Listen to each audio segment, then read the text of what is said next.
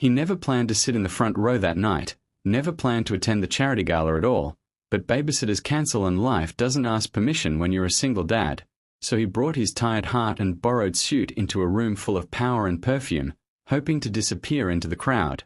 She, on the other hand, owned the room, the CEO everyone whispered about, the woman who built an empire after a very public divorce that left her successful but hollow, smiling on stage while something inside her stayed permanently broken. And then it happened, absurd and human and unforgettable.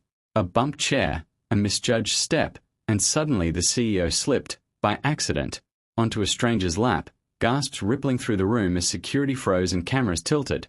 But instead of panic there was stillness, because the man beneath her didn't grab, didn't gawk, didn't exploit the moment. He steadied her like someone who had learned gentleness the hard way, murmuring, "You're okay," the way he used to whisper to his daughter during nightmares, and for half a second she forgot who she was supposed to be.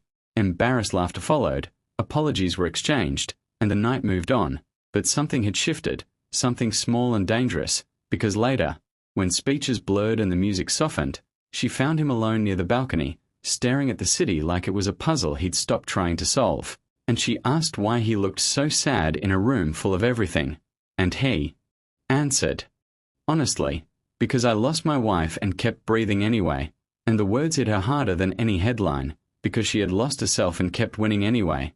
They talked, not like a CEO and a nobody, not like broken people trying to impress, but like two survivors comparing scars, and when the night ended and she turned to leave, she leaned in, close enough that the world faded, and whispered the sentence that changed both their lives forever.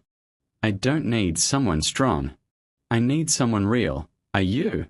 And in that whisper was permission, not romance but possibility, not rescue but recognition, and for the first time since his wife's funeral, his heart didn't ache when he imagined tomorrow, and for the first time since a divorce, success didn't feel lonely. Months later, tabloids would write about the CEO who fell for a single dad, but they'd never know the truth.